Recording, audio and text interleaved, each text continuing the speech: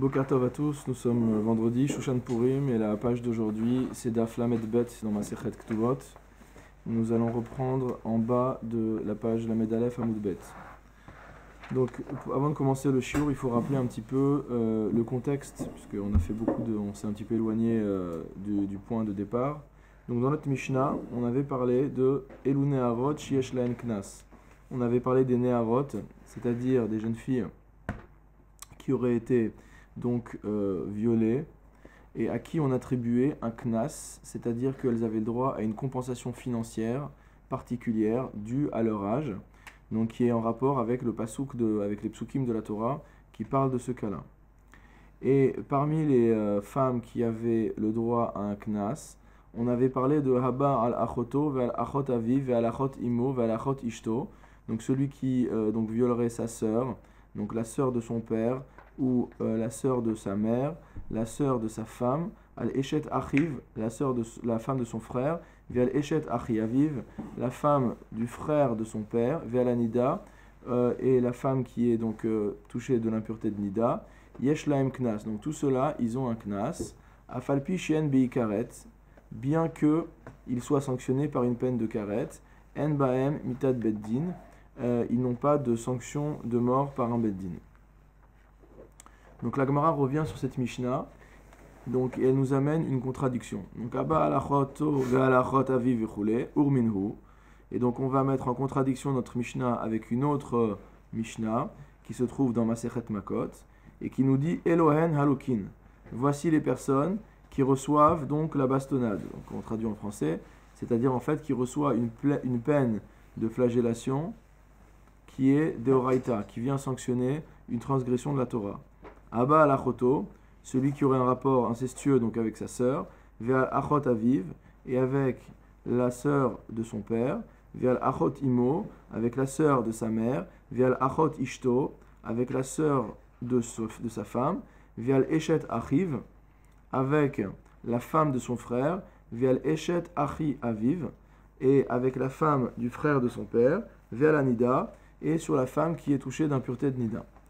Donc en fait, quel est le problème? C'est que nous, on a vu ici que dans la Mishnah, les personnes qui avaient donc violé l'une de ses, l'homme qui aurait violé l'une de ses femmes, il devait lui payer donc un knas.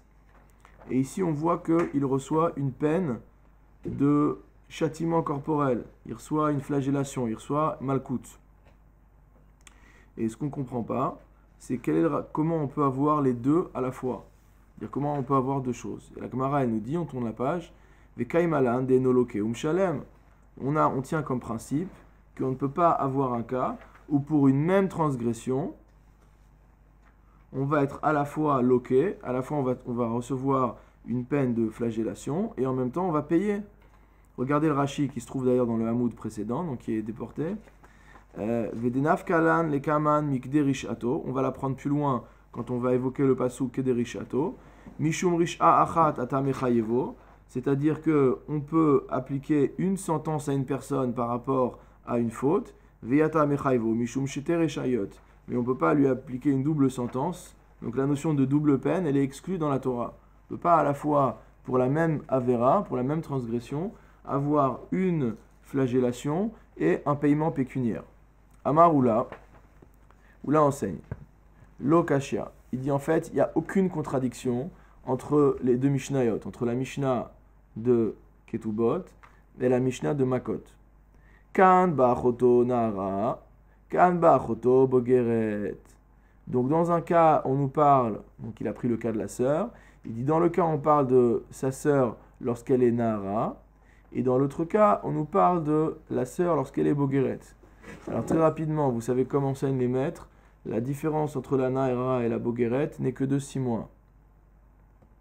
C'est-à-dire qu'une jeune fille, à partir du moment où elle a eu 12 ans et un jour, et où elle a eu shtese harot, donc elle a donc 2 poils, donc elle est considérée comme nahara, et au bout de 6 mois, elle sera considérée comme bogeret, puisque donc on considère que si le développement physique a commencé, c'est-à-dire que c'est sûr que 6 mois après, elle est déjà considérée comme bogeret, c'est-à-dire elle est une gdola à tous les titres. D'accord? Alors, il dit Matnitin be'achota nehara. Et la Torah, lorsqu'elle nous parle du knas, Lorsque la Torah nous parle de payer Chamishim Kasef, donc 50 pièces d'argent, donc c'est uniquement dans le cas de la Nahara. Alors regardez Rashi, Matnitin Ba'achoto Nahara, donc notre Mishnah nous parle de sa sœur lorsqu'elle est Nahara, Deika Knas, parce que dans ce cas-là, il y a application donc de la peine pécuniaire, ou Svirale de Mamona Meshalem Velolake, et donc en fait la compréhension qu'on a, c'est que lorsque la jeune fille est Nahara, on va payer donc le Knas, puisque c'est ça que la Torah nous a demandé. Bebogeret de en la Knas veille des Makot, et la Mishnah de Makot, elle nous parle d'une Bogeret, c'est-à-dire qu'en fait c'est déjà une femme qui n'est plus dans les limites de la définition de ce qu'on appelle Nahara, et donc dans ce cas-là, il n'y a pas de Knas à payer, puisque la Torah n'a pas prévu de Knas dans ce cas-là. Et donc c'est très simple en vérité, d'après Oula, dire l'une des Mishnayot parle d'une Nahara, et donc il paye, et donc s'il paye, il n'a pas à recevoir de coups. Et dans le cas de la Mishnah de Makot, il reçoit des coups, parce qu'en fait elle est déjà Bogeret, et dans ce cas-là, la Torah n'a pas prévu de dédommagement financier, et donc comme il n'y a pas de dédommagement financier, la sentence qui lui est appliquée, c'est une sentence physique. Donc jusque-là, tout va bien. Alors la Gemara nous dit, Achoto Bogeret Nami. Il dit, attends, ton raisonnement ne tient pas. Parce que même si tu prends sa sœur qui est Bogeret, et tu dis finalement, la raison pour laquelle il prend des coups, c'est qu'il n'y a pas de dédommagement financier. Mais il y a oui un dédommagement financier. Pourquoi ? Haïka, Bochet ou Pgam. Il doit lui payer deux choses. Bochet, c'est-à-dire un dédommagement financier de la honte qu'elle a eu à subir de par ce viol, ou Pgam, et il doit également lui payer le Pgam, c'est-à-dire le défaut qu'il lui a causé, le défaut physique. Donc il y a deux choses qu'il doit lui payer. Il doit lui payer la honte morale et sociale qu'elle a éprouvée de par ce viol. Et deuxième chose, il doit lui payer de l'argent du point de vue de physiquement, puisqu'il lui a causé un pgam. C'était une jeune fille qui était vierge, et il l'a entraînée physiquement à devenir donc non vierge, et donc il doit lui payer également pour ça. Alors dans ce cas-là, vu qu'il lui paye ça, comment tu peux dire qu'il doit également recevoir des coups ? Puisque nous on était partis de la Vamina, que dès lors qu'il y a dédommagement financier, il ne peut pas avoir application d'une sentence physique. Alors la Gemara, elle nous dit qu'on parle Beshota. On parle d'une jeune fille qui est Shota, c'est-à-dire qui est en fait en non-possession de ses moyens on va dire intellectuels. Donc on dirait vulgairement en français une idiote ou une folle. Donc pourquoi dans ce cas-là ça marcherait ? Parce qu'elle, il n'y a pas de notion de bochette. Comme c'est une femme de toute manière qui n'a pas de notion de respectabilité, entre guillemets, au niveau social, donc on ne lui a pas imposé de payer une bochette pour une chota. Parce que de toute manière, il n'y a pas de bochette. Quelqu'un qui est fou peut faire n'importe quoi. Et donc comme son comportement naturel, c'est de faire n'importe quoi, on n'a pas à la dédommager. Donc la loi ne prévoit pas de la dédommager pour le dommage moral qu'elle a subi. Elle n'en est pas vraiment consciente du dommage moral. Et ensuite, est-ce qu'on va lui donner pour le dommage physique ? Non. Pourquoi ? Parce qu'en fait, tout le principe dans la Gemara d'évaluation du domaine physique est par rapport à une vente fictive de la personne comme servant ou servante sur le marché. Ça veut dire qu'on va comparer, c'est comme on voit dans Parashat Mishpatim par exemple, on verra tout à l'heure qu'on va parler de Yad Tachat Yad, ou Aïn Tachat Aïn, donc ce fameux verset œil pour œil, que les nations du monde nous ont tant fait souffrir pour ce pasouk. Donc ce pasouk signifiant tout simplement que lorsqu'on crève l'œil d'une personne, on doit lui en donner le dédommagement financier. Donc la Gemara explique, on prend une personne normale, on voit combien, si elle était aujourd'hui vendue comme servant ou comme servante sur le marché, combien il coûterait, et en étant borne, combien on coûte, et entre les deux, la différence entre les deux, c'est la valeur financière. Donc ici, étant donné qu'une jeune fille qui est folle, personne ne va non plus l'acheter comme servante, donc il n'y a pas non plus de dédommagement financier possible pour le pgam, pour le défaut physique. Parce que c'est déjà quelqu'un qui a un défaut qui est par nature défectif, entre guillemets, et donc on ne peut pas estimer ça. Donc si tu dis qu'on parle d'une jeune fille qui est shota, donc il n'y a ni pgam ni bochette, il n'y a aucun de ces deux dédommagements financiers qui s'appliquent, et donc dans ce cas-là, on peut comprendre qu'il y aura une sentence physique dans ce cas-là. Alors, la Gemara nous dit, mais même dans la Shota, Haïkat Sahara. C'est quand on lit la Gemara comme ça, on a l'impression que c'est quand même assez inhumain. Donc la Gemara nous dit non, mais même pour une Shota, il y a quand même le Tsar. Le Tsar, c'est-à-dire la peine qu'elle a éprouvée. La peine physique, la souffrance qu'elle a éprouvée. Donc cette fois-ci, la souffrance, elle n'est pas moins grande en fonction du fait de savoir si la personne est saine d'esprit ou pas. D'accord ? Donc de toute manière, même une Shota, on devra lui payer Tsahara. On devra lui payer un dédommagement qui équivaut à sa souffrance. Et donc si on doit lui payer un dédommagement qui est lié à sa souffrance, ça veut dire qu'on ne devrait pas recevoir de coups. Alors la Gemara propose encore autre chose. Elle te dit non, ici on parle bimfuta. Puisqu'en fait ce qu'on avait dit au début du Pérec, c'est que le cas de Knas s'appliquait dans deux cas. Soit dans le cas d'un viol, soit dans le cas d'une séduction. D'accord ? Donc la différence entre le viol et la séduction, évidemment, c'est que dans le viol, la relation est non consentie par la femme, elle lui est forcée. Tandis que dans la séduction, au sens biblique du terme, ça veut dire que l'homme a convaincu cette femme d'avoir un rapport avec lui. Alors regardez dans Rashi, rapidement, il nous dit bimfuta de en la tsar. Donc dans le cas de la mefuta, dans le cas de la femme qui a été séduite, on ne peut pas dire véritablement qu'il y ait de souffrance, puisqu'elle est parfaitement consentante à la relation. D'accord ? Alors la Gemara nous dit Hashta de atet leachi. Maintenant que tu es arrivé à ce stade du raisonnement, Afilu tema achoto neara, même si tu dis qu'il s'agit de sa sœur Neara, c'est-à-dire pour laquelle on doit lui payer normalement un knas, on peut dire qu'on pourra également lui imposer une sanction physique si jamais sa sœur en question, elle est yetoma et mefuta, c'est-à-dire qu'elle est orpheline et séduite. Donc il l'a convaincue d'avoir un rapport avec lui, et en plus elle est orpheline. Donc en quoi ça a un rapport ? Regardez Rashi, bitoma, chez knasa ou boshta ou bgama shela. Donc si la jeune fille est orpheline, le knas que le séducteur doit verser, si elle est nahara, la bochette, la honte, la compensation financière de la honte qu'elle a subie, Uvgama et également la compensation maintenant du défaut physique qu'il lui a infligé. Donc ces trois choses-là, ça lui revient à elle, elle n'a pas de parents. Donc tout ce dédommagement-là, ça va directement sur son propre compte en banque. Alors si déjà l'argent il lui va à elle, mais qu'elle est mefuta, c'est-à-dire qu'il l'a séduite, elle était convaincue que c'était bien de faire ça. Kevan she'akol shela, je lis dans Rashi, étant donné que tout est à elle, En4 riyuv mamon, il n'y a aucune obligation de dédommager. Pourquoi ? Dea avda midata, parce que là elle a fait les choses de son propre chef. Ve'achule achla gabe. Et donc ça veut dire qu'elle a déjà d'avance renoncé à tout ça.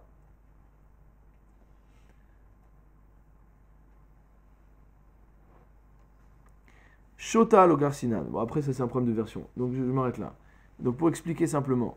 Donc la Nahara normalement, à qui est versé l'argent ? Lorsque quelqu'un va séduire une Nahara ou la violer, non, c'est une jeune fille, elle a 12 ans. Donc celui qui assume les conséquences de ce viol ou de cette séduction, c'est le père. Puisque c'est lui qui doit maintenant faire en sorte que sa fille revienne dans un statut social acceptable, qu'elle puisse se marier, etc. Donc c'est lui qui a remporté les conséquences. Donc étant donné que c'est lui qui doit emporter les conséquences, la Torah a prévu que le séducteur ou le violeur donc doivent payer au père les chamishim kasef, les 50 pièces d'argent, 50 mesures d'argent. Et donc, dans ce cas-là, même si la jeune fille est consentante, et donc on va dire, le jeune homme, il peut dire, attendez, je ne l'ai pas forcée, elle voulait aussi, donc pourquoi je dois donner un dédommagement ? Parce que ce n'est pas la jeune fille qui paye les pots cassés. Donc même si elle a dit « je suis consentante », c'est son père qui, sauf, va payer les pots cassés. Donc l'argent doit être versé. Mais maintenant, je suis dans un cas différent. La jeune fille, elle est orpheline. Donc ça veut dire que de toute façon, quoi qu'il arrive, l'argent c'est pour elle. Si ça avait été un viol, c'est elle qui aurait reçu le dédommagement. D'accord? Qui lui aurait permis derrière d'aller se réinsérer comme il faut. Maintenant, elle est orpheline. Donc l'argent c'est pour elle. Mais elle est aussi consentante. Donc une femme qui est consentante et à qui l'argent serait revenu dans un cas de viol ou de séduction, si elle est consentante, ça veut dire qu'elle renonce à cet argent-là. Parce que là, on ne peut plus aller dire « Moi, je suis le père, c'est moi qui paye les pots cassés, je veux le dédommagement ». C'est elle qui assume. Donc si elle était d'accord pour avoir cette relation avec cet homme-là, d'accord, en l'occurrence avec son frère, c'est qu'elle est prête à prendre les conséquences, et donc elle n'a le droit à aucune compensation financière. Et donc dans ce cas-là, si on dit que c'est sa sœur Nahara qui est orpheline et qui l'a séduite, dans ce cas-là, on peut concevoir qu'ils reçoivent les coups également. Alors la Gemara nous dit, Alma kasavar Oula, kol echad eika mamon ou malkut. Donc Oula pense qu'à chaque fois qu'il y a et possibilité de dédommagement financier et possibilité de punition corporelle, mamona meshalem milka lolake.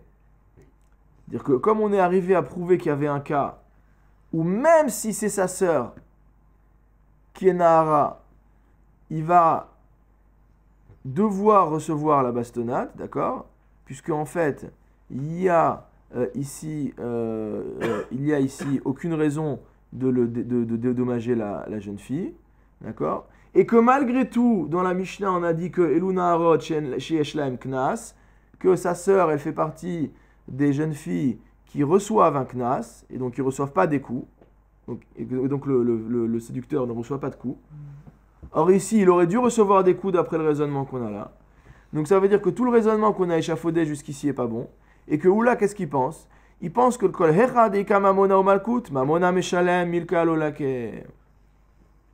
C'est qu'en fait, c'est un principe général. C'est qu'à chaque fois que pour une même faute, on a soit une peine de bastonnade, soit un versement d'argent, donc par définition, on va appliquer la sentence financière et on ne va pas frapper la personne. Mais pourtant, elle n'est pas responsable, la gamine, même si elle est consentante. Ça veut dire quoi consentant pour toi? Elle dit qu'elle voulait. Eh bien, si elle voulait, elle est adulte, elle a plus de 12 ans. Le fait qu'elle a eu ces deux signes, elle devient adulte. Déjà, Mina Alakha, elle est Nahara, elle est dans cette phase intermédiaire elle est dans cette phase intermédiaire. C'est pour ça qu'il y a une compensation. C'est parce qu'elle n'est pas encore totalement adulte, elle n'est pas encore boguerette. D'accord? Donc c'est pour ça que la Torah, elle vient. Si c'est une Ktana, c'est un autre problème. Si c'est une Gdola, c'est sûr que c'est son problème aussi, c'est son problème à elle.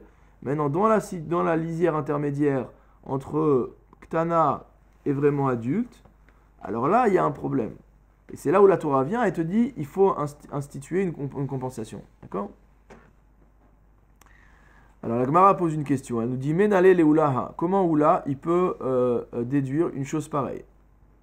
Qu'à chaque fois qu'il y a et bastonnade et dédommagement financier, on ira systématiquement au dédommagement financier. Gamar mechovel bachavero. Il a déduit ça du cas d'une personne qui blesserait son prochain. Ma chovel bachavero deika mamon ou malkut mamona meshalem milka lolake. De la même manière que dans le cas d'une personne qui blesserait son voisin, où il y a et la possibilité de lui donner malkout et la possibilité de lui appliquer une sentence financière, on voit qu'on lui fait payer de l'argent, mais qu'on ne le frappe pas.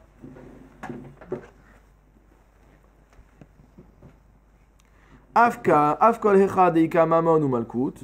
De la même manière, à chaque fois qu'il y a une faute qui peut être punie soit par un dédommagement financier, soit par une sentence physique, mamona meshalem milka lolake, on payera l'argent et on ne distribuera pas de coûts. D'accord? Donc d'après l'Agmara ici, d'après Messader Hachas, donc là, le raisonnement de Oula, c'est une déduction à partir du cas d'une personne qui aurait blessé son prochain.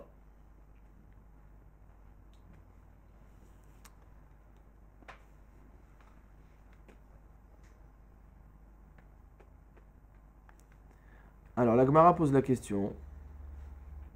Elle dit comment tu peux faire une telle déduction, comment tu peux penser que Oula fait une telle déduction? C'est pas logique. Pourquoi c'est pas logique?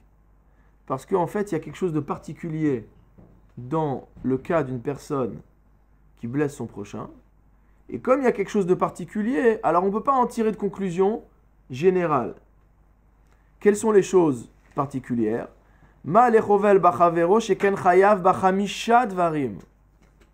En fait, celui qui blesse son prochain, il est passible de 5 choses. Regardez dans Rashi, Nezek, donc c'est classique, hein, le grand classique de Nezikin. Il doit lui verser Nezek, c'est-à-dire le dommage. Tsahar, donc la souffrance qu'il lui a causée. Ripouille, les frais de médecine. Shevet, donc ça c'est l'assurance chômage, le chômage technique qu'il lui a fait subir. D'accord? Ou Bochette, et un dédommagement qui est lié à la peine morale qu'il lui a infligée. Parce que bon, quelqu'un qui est victime, c'est pas joli quoi. C'est pas joli. Donc, celui qui blesse son prochain doit lui verser ces 5 choses. Donc c'est très particulier le cas de la blessure. Et on ne sait pas parce que dans ce cas-là, on va aller à l'argent, qu'on va en conclure que dans tous les cas où il y a argent et malcoute possible, qu'on va aller vers l'argent. Alors la Gemara continue et elle dit Veimamona lekula.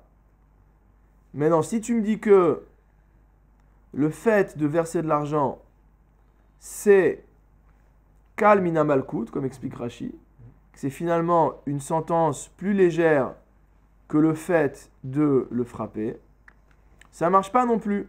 Sheken utar miklalo beveddin, car le beddin a le pouvoir, mot à mot, de faire sortir ce cas de la règle générale. Ça veut dire que normalement, dans le cas de quelqu'un qui blesse son prochain, c'est les 5 éléments qu'on vient de dire là qui doivent être payés. Mais le beddin a la force de choisir de frapper celui qui a fait la chose. Regardez Rashi rapidement. Veim tomar mamon kal mina malkout. Si tu dis que finalement c'est plus léger de lui infliger une peine financière que de le frapper. Ve'enzo teshuva she'eshavnu. Donc c'est pas la réponse qu'on a donnée. Dekol sheken be'alma.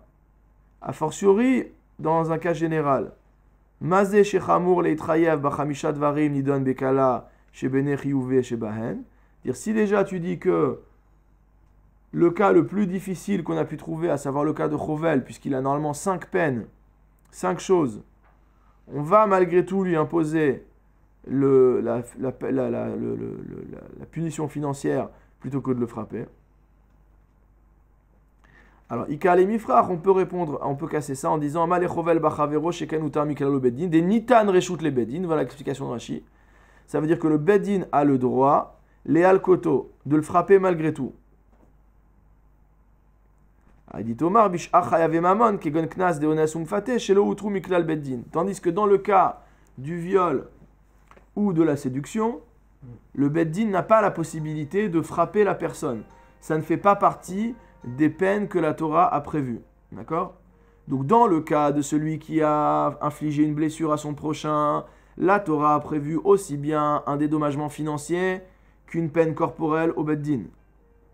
Maintenant, généralement, on va appliquer la peine financière. Alors on dit non, on ne peut pas déduire, parce que finalement, le cas de Chovel, il est plus grave que les autres cas, puisqu'il y a 5 chapitres de dédommagement financier. Et il dit en plus, si tu veux me dire que finalement, on est plus cool en lui infligeant un dédommagement financier qu'en le frappant, ça ne marche pas non plus, parce que le Beddin a le droit, s'il veut, d'infliger malgré tout une bastonnade à celui qui aurait blessé son prochain. Donc c'est pas possible de dire que Oula a déduit d'ici le fait qu'en cas de possibilité de bastonnade et de dédommagement financier, on paye forcément le dédommagement financier. Alors d'où il l'a sorti? Et là, la Gemara elle propose Gamar Meidim Zomemim. Il a déduit cette halakha du cas des témoins Zomemim. Je rappelle en quelques mots ce que sont les témoins Zomemim. On étudiera ça à Bezrat Hashem dans Masechet Makot. Les témoins zomémim sont des témoins qui sont venus donc témoigner faussement d'une transgression, ou d'un crime, ou d'autre chose, ou d'un vol, etc., d'une personne. Et on va démontrer que leur témoignage est faux, non pas sur le fond, mais sur la forme. C'est-à-dire qu'en fait, eux n'étaient pas là sur les lieux au moment où la transgression a été faite, où le crime a été commis. Et donc, ils ne peuvent pas être des témoins dignes de foi. Et comme, à travers leur faux témoignage, ils ont failli faire condamner la personne à une peine donnée, la Torah nous dit que c'est à eux qu'on imposera la peine à laquelle eux voulaient faire condamner cette personne. D'accord ? Donc ça, c'est la définition en 2 mots de Edim Zomemim. Donc la Gemara nous dit non, ou là, il déduit le fait qu'on doive systématiquement appliquer une peine pécuniaire du cas des Edim Zomemim. Pourquoi ? Ma Edim Zomemim deika mamon ou malkut mamona meshalem milka lolake. De la même manière que dans le cas des Edim Zomemim, il y avait possibilité d'infliger aussi bien une peine financière qu'une peine physique, et on a décidé de faire verser de l'argent, milka lolake, et de ne pas les frapper. Afkol hecha deika mamon ou malkut mamona meshalem milka lolake. Toujours le même raisonnement. Donc à chaque fois qu'il y aura les 2 possibilités, on ira choisir donc le fait de verser de l'argent.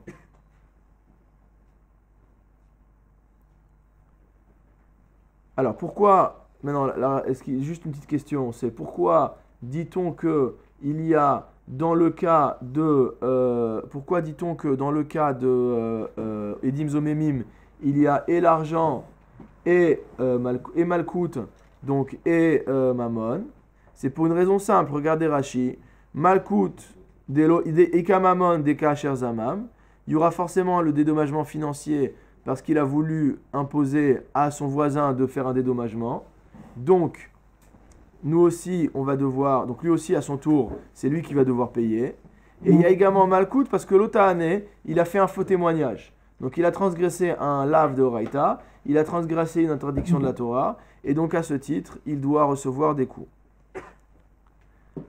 Alors la Gemara à nouveau nous dit non, ce raisonnement il ne marche pas. Pourquoi ? Mal et edim zomemim, sheken enam tzrichim hatra'a. Il y a un cas particulier chez les edim zomemim, c'est qu'ils n'ont pas besoin d'avoir eu de mise en garde précédant la transgression. D'accord ? Ça veut dire que si des edim zomemim viennent et ils disent telle personne a commis un crime, donc il a tué une personne, et qu'on démontre qu'ils étaient zomemim, c'est eux qui vont être mis à mort. Mais il n'y a pas eu de hatra'a. On leur a pas dit attention, si tu es zomem, tu vas devoir. Et normalement, hatra'a, il faut qu'elle soit répétée plusieurs fois, etc. Donc tout ça, il n'y a pas. Donc ça veut dire que le etzomem, c'est un truc particulier. Ok ? On peut pas donc faire de déduction de ça. Veima mona le kulahu. Maintenant, si tu viens me dire non, mais on va simplement vers l'argent parce que c'est une kula. Alors il dit oui, mais chez Ken lo asuma assez. On peut comprendre la kula dans le cas des edim zomemim, d'aller à l'argent et non pas à la peine physique. Pourquoi ? Parce qu'en fait, eux n'ont fait aucun acte. Ils ont juste parlé. Et donc, on peut penser qu'il ne serait pas forcément normal d'aller frapper des personnes qui n'ont pas commis d'acte de transgression physique. Donc, ils ont parlé, on les fait payer.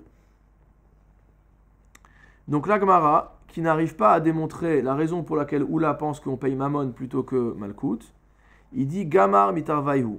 En fait, on va tirer des conséquences des 2 cas à la fois. Ma'atzad ashave shebahen. Et on va aller chercher le point commun entre les 2 cas, c'est-à-dire entre le cas du Edzomem qu'on vient de voir ici et le précédent cas, le cas de celui qui va blesser son voisin. Donc, Ma'atzad ashave shebahem, quel est le point commun entre les 2 cas qu'on vient de voir ? Deika Mammon ou Malkout, dire qu'il y a à la fois possibilité de versement d'un dédommagement financier et possibilité de punir celui qui doit être puni par des coups. Dans les 2 cas, Mamona Meshalem, Milka Lolake, on voit que dans les 2 cas, on demande à ce que la personne paye et on ne lui impose pas de recevoir des coups. Afkol Hecha Deika Mammon ou Malkout, donc de la même manière, à chaque fois qu'il y aura juxtaposition des deux peines possibles, Mamona Meshalem, Milka Lolake. À chaque fois, donc, on fera pareil, et on fera payer les gens, et on ne les frappera pas. Alors, la Gemara, elle va attaquer ce raisonnement, Et elle nous dit, Male atzad hashave shebahen. Il y a une particularité dans ce point commun qu'il y a dans les deux. Sheken yesh bahen tzad chamour. Parce que les deux ont un tzad chamour. Ça veut dire qu'ils ont un côté qui est particulièrement rigoureux. D'accord ? C'est-à-dire qu'ils ne retrouvent pas dans toutes les avérotes. On l'avait déjà dit, celui qui blesse, il a les cinq choses qu'il doit payer. Et le Hetzomem, on vient de dire qu'il n'a pas de Hatra'a. Donc malgré tout, même si tu prends les deux cas pour arriver à un raisonnement plus général, les deux cas que tu as pris pour faire un tzad HAV, ils ont tous les deux une particularité qui fait que ces cas-là sont plus graves que les autres cas de la Torah. Et donc on ne peut pas faire de déduction. Maintenant, si tu me dis Ve'imamona lekulahu, maintenant si tu veux me dire à nouveau que on va appliquer la sentence financière parce que c'est une kula, parce qu'on va aller au plus à la partie la plus légère, d'accord ? Ça aussi on ne peut pas dire pour les autres isurim. Pourquoi ? Chez Ken yesh ba'et sadakal. Parce que eux aussi, il y a un côté plus léger dans ces fautes-là, comme on avait vu, c'est-à-dire que celui qui blesse son prochain, hutar miklalo, c'est-à-dire que le Beddin a le pouvoir de le libérer de son dédommagement pécuniaire et de lui donner une bonne raclée, d'accord ? Parce que peut-être que pour cette personne-là, de verser de l'argent, ça n'aura aucun effet, mais que par contre, se prendre des coups, ça va le calmer, d'accord ? Et dans le cas des Edim Zomemim, on a dit qu'ils n'ont fait aucun acte, ils ont juste parlé. Et donc c'est pour ça qu'on va aller à la Kula de leur donner de l'argent. Donc on voit que dans les deux, il y a un tzad de Kula et un tzad de Chumra. Et donc on ne peut pas faire de déduction à partir de là. Bon, en vérité, c'est un grand problème parce qu'on retrouve la même chose dans tous les tzad HAV. Donc il y a les Rishonim répondent à cette question-là. Alors, et là, je referme la parenthèse. Et là, Oula tachat gamar. Donc, ce n'est pas le tzad HT, ni le cas 1, ni le cas 2, ni le cas 1 plus 2, ou 1 intersection de 2. C'est tachat gamar. C'est une xerashava qui est faite à partir du mot tachat. Tachat, ça veut dire à la place de ou à cause de. D'accord ? Et on trouve ces deux mots dans deux cas. Ktivacha tachat asher ina. On voit dans le cas de celui qui a violé ou qui a séduit qu'il va devoir payer 50 shkalim, 50 kasef. Pourquoi ? Tachat asherina, parce qu'il a fait souffrir. Urtivatam aïn tachat aïn. Et lorsqu'on a vu dans Parashat Mishpatim le fait qu'il fallait verser à quelqu'un le dédommagement financier de l'œil qui lui aura crevé, on s'est exprimé comme tachat aïn. Donc, motamo, à la place de. Donc, dans les deux cas, et dans le cas du dédommagement pour la peine physique, et dans le cas du dédommagement pour la femme séduite ou violée, on a le mot de tachat. Et donc, mahata mamona meshalem milka lolake, de même que dans le cas de aïn tachat aïn, comme on a dit, dans le cas de celui qui a du fameux œil pour œil, dans le cas de celui qui crève l'œil de son prochain, il y a une seule manière de comprendre ce pasouk, c'est qu'il s'agit de verser un dédommagement financier. Alors forcément, dans notre cas aussi, ça sera strictement un dédommagement financier, à chaque fois qu'il y a possibilité des deux. D'accord ? Donc je reprends les mots de la Mishnah, de la Gemara. Mata mamona meshalem milka lolake. De la même manière que dans le cas de celui qui crève l'œil de son prochain, il devra lui payer un dédommagement financier, mais ne sera pas frappé, alors qu'il a transgressé un lave de la Torah. Donc normalement, il devrait recevoir des coups. Afkol hecha deika mamona ou malkut. De la même manière, à chaque fois qu'on aura dédommagement financier et malkut, et peine physique, mamona meshalem milka lolake, il y aura dédommagement financier et non pas coup physique. Donc on a fini plus ou moins le raisonnement, donc pour comprendre quel était l'avis de Oula. Maintenant on a un autre avis, c'est l'avis de Rabbi Yochanan. Rabbi Yochanan Amar, Afilu tema achoto nahara, tu peux même dire que, on revient un petit peu en arrière, et il nous dit que en ce qui concerne la contradiction entre la Mishnah de Makot et la Mishnah de Ktubot, tu peux même dire qu'il s'agit de sa sœur qui est Nahara. Comment ça ? Kan sheitrubo, kan shelo itrubo. C'est-à-dire que dans un cas, on va considérer le fait où la personne, donc le frère en l'occurrence, a été mis en garde, Et dans l'autre cas, c'est qu'il n'a pas été mis en garde. C'est-à-dire, s'il a été mis en garde, ben on va pouvoir le frapper. La peine est constituée. Par contre, s'il n'avait pas été mis en garde, dans ce cas-là, il va payer. D'accord? On ne peut pas le frapper parce qu'il n'a pas reçu Atra'a. Il n'a pas été mis en garde plusieurs fois. D'accord? Mais par contre, la jeune fille, elle a subi le dommage. Donc on ne peut pas dire que le fait de ne pas avoir été prévenu lui le libère du dédommagement financier. Donc Rabbi Yochanan, il dit c'est simple.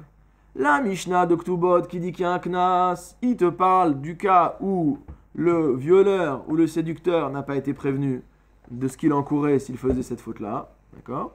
Et le cas de Makot où il se prend des coups, comme le nom de la Masechet l'indique, c'est que il a été prévenu qu'il va transgresser un interdit de la Torah. Donc c'est clair, c'est propre. Alma Kasava Rabbi Yochanan. Donc la Gemara nous dit, on en déduit que Rabbi Yochanan pense, Kol Hecha Deika Mamon ou Malkut, Ve Atroube. On en déduit que Rabbi Yochanan pense qu'à chaque fois qu'il y a et argent et peine physique, Ve Atroube, et qu'il y a eu Hatra'a, c'est-à-dire que le perpétrateur a été prévenu de la gravité de son acte, Milka Lake, Mamonalo Meshalem. Il va recevoir des coups et il ne paye pas.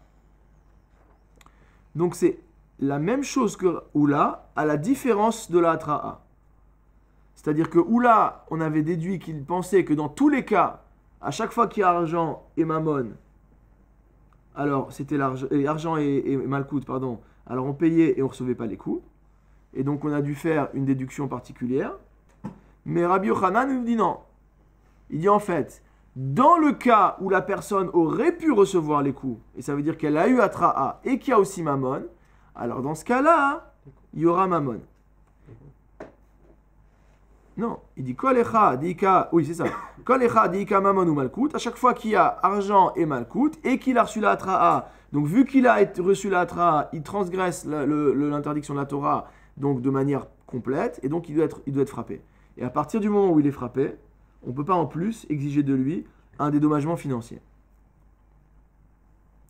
Alors la Gemara, comme on a fait avec Oula, maintenant on va s'interroger sur les motifs de cet avis. Menale les Rabbi Yochanan.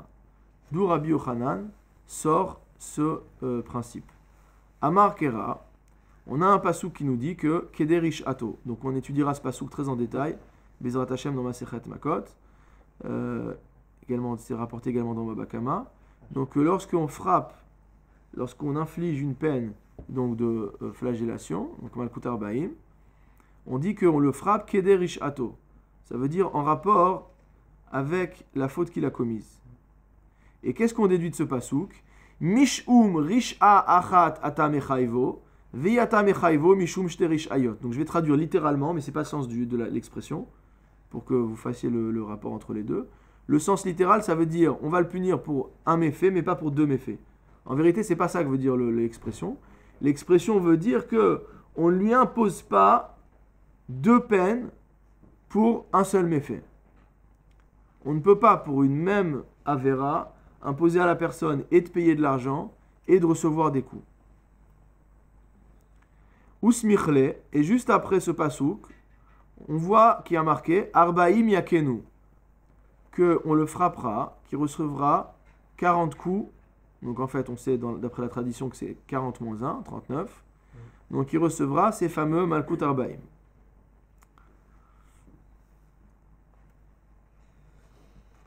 Regardez Rashi. Usmichle Arbaïm Yakenu. Donc le pasouk qui est juste après nous dit on lui donnera 40 coups. Decha deikashter ishayot ni'abad be haka'a.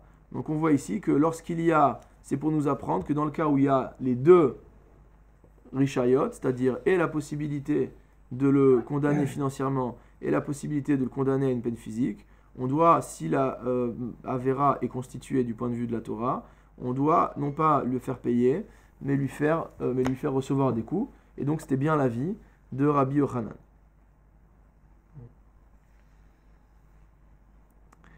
Alors la Gemara nous dit Ve'are chovel bachavero. Mais pourtant regardons le cas de celui qui aurait infligé une blessure à son prochain. Deika mamon ou malkout. on a bien sûr vu qu'il y avait Mammon, puisqu'il y avait les 5 chapitres de dédommagement, mais il y a également Malkout, puisqu'il a transgressé un interdit de la Torah. Dans ce cas-là, on dit quoi? Mamona Meshalem, Milka Lolake. On a dit qu'il devait payer de l'argent, il devait payer les 5 motifs de dédommagement, mais par contre, il ne recevra pas de coup. Et donc c'est en contradiction avec ce qu'on vient de dire. Puisque nous on a dit au contraire, si jamais vraiment on a fait Atra'a, etc., il devra recevoir des coups et pas payer. Si tu viens me dire que le cas dont on parlait de blessure infligée à autrui, c'était dans un cas où il n'y avait pas eu donc avertissement de celui qui a blessé, aval atroubé milka lake mamona lo meshalem, mais que dans le cas où celui qui allait sauter sur son voisin pour l'égorger, on l'a prévenu, on lui a dit attention, si tu lui infliges une blessure, tu vas transgresser un lave de la Torah, alors que dans ce cas-là, c'est là où on le frappe, mamona lo meshalem, et qui paye rien. Ve'amar Rabbi Ami amar Rabbi Yochanan, ça marche pas parce qu'on a un enseignement de Rabbi Ami au nom de Rabbi Yochanan qui nous dit Hika ou aka'a she'enba shave pruta, s'il l'a frappé d'une manière qui lui inflige un dommage inférieur à la valeur d'une pruta, loke, il va recevoir des coups. Hechidami, dans quel cas? Idelo atroubé, si tu viens me dire que c'est un cas où il n'a pas été mis en garde. Amaïloke, pourquoi tu veux le frapper? Il n'a pas transgressé l'interdiction de la Torah dans les conditions formelles du droit, et donc il ne doit pas être frappé. Et la pshita de atroubé, et c'est évident, donc il a été mis en garde. Et alors dans ce cas-là, pourquoi on le frappe? Vetarma, deletba shave pruta, on le frappe uniquement parce que le dédommagement a été estimé à être inférieur à une pruta. Donc on ne peut pas le condamner à payer moins qu'une pruta, puisqu'on sait qu'un beddin ne peut pas juger des cas qui sont inférieurs à une pruta, appliquer de sentence pour ça. Mais malgré tout, le Issur de Oraïta, il l'a fait, donc il va se prendre des coups. Mais donc la raison pour laquelle on lui donne des coups, ce n'est pas que on tient comme principe que s'il a reçu Atra'a, il doit recevoir les coups et non pas payer, mais c'est uniquement parce qu'il y avait impossibilité à extraire de lui un dédommagement financier, puisque le Beddin ne peut pas aller réclamer chez lui moins que Pruta. Haïd be Pruta, Haïd ba shave Pruta, ça veut dire que s'il avait, même selon Rabbi Ami, au nom de Rabbi Yochanan, donc s'il avait fait un dommage qui entraînait un dédommagement donc d'une Pruta, Mamona Meshalem, on lui aurait fait payer cette Pruta, Milka Lolake, et donc il n'aurait pas reçu de coup. Donc ça ne marche pas du tout. Alors la Gemara nous dit Kedama Rabbi Ela. On va se rapporter à ce qu'a dit Rabbi Ela. Beferush ribeta Torah edim zomemim letachlumim. Il nous dit que la Torah a explicitement rajouté quelque chose concernant les edim zomemim pour le remboursement. Hachanami beferush ribeta Torah chovel bachavero letachlumim. On a rajouté quelque chose de particulier pour qu'on rembourse également de l'argent en cas de blessure. La Gemara va expliquer. Ve'echa itmar de Rabbi Ela. Où a été dit, à propos de quel pasouk s'applique cet enseignement de Rabbi Ela?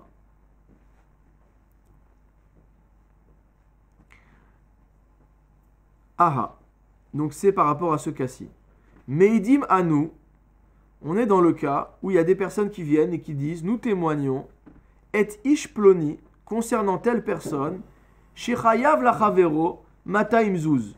Donc nous témoignons que Réhouven doit 200 zouz à Shimon. Venim seouz zomemim. Parce qu'ils ont dit quoi? Ils ont dit, nous on était là au moment où la transaction a eu lieu. La transaction, elle a eu lieu, d'accord, le 15 Adar à 6h du matin. Sauf que, manque de bol, ces deux Edim Zomemim, ils étaient au Daf Yomi le 15 Adar à 6h du matin. Donc il y a deux autres témoins qui viennent et qui disent non, ils étaient au Daf Yomi. Ils ne pouvaient pas être là-bas au moment où le prêt il a été fait. Donc en fait, qu'est-ce qu'ils sont en train de faire? Ils sont en train de faire un faux témoignage pour forcer Réhouven à rembourser 200 € qu'il ne doit pas à Shimon. Alors qu'est-ce qui se passe? Lokin ou Meshalmin. Donc ces deux-là, ils vont se prendre des coups déjà, parce qu'ils ont transgressé l'interdiction de faux témoignage, ou Meshalmin, et ils vont payer les 200 zouz que Réhouven aurait dû payer à Shimon. Chez Lo Hashem a Mevi'an l'idée Makot, Mevi'an l'idée Tashlumin. Et pourquoi on leur impose les deux choses? Parce que ce n'est pas pour la même raison c'est la raison pour laquelle ils reçoivent des coups n'est pas la même raison que celle qui les amène à payer. D'accord? Pourquoi? Parce que le passou qui leur fait payer de l'argent, c'est le principe de Kacher Zamam. C'est le passou qui nous dit que des Edim Zomemim doivent assumer ce à quoi ils voulaient faire condamner la personne. Tandis que la transgression de faux témoignages, c'est l'Otahane, Bereacha et Shaker. C'est un autre passou qui n'a rien à voir. D'accord?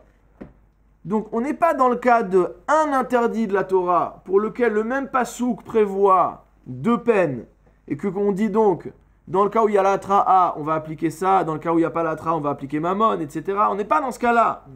On a deux interdits qui n'ont rien à voir. D'un côté, il y a faux témoignage, et ça, de toute manière, il va être loqué, puisqu'il a transgressé une interdiction de la Torah. Et dans l'autre cas, il y a le Edim Zomemim, et là, la Torah, elle a déjà bien prévu que Edim Zomemim, il doit assumer ce qu'il voulait infliger à son prochain. Et donc là, c'est mammon. Donc ça, c'est Divrei Rabbi Meir. C'était l'avis de Rabbi Meir. Vachachamim omrim, kol meshalem enoloke. Chachamim disent non. Dès qu'on paye, il n'y a pas de double peine. Parce que sinon, on peut arriver à des absurdités. Ils ne sont pas d'accord avec Rabbi Meir. Ils disent, peu importe le fait que ce soit Pasuk A, Pasuk B, c'est une même Torah, d'accord?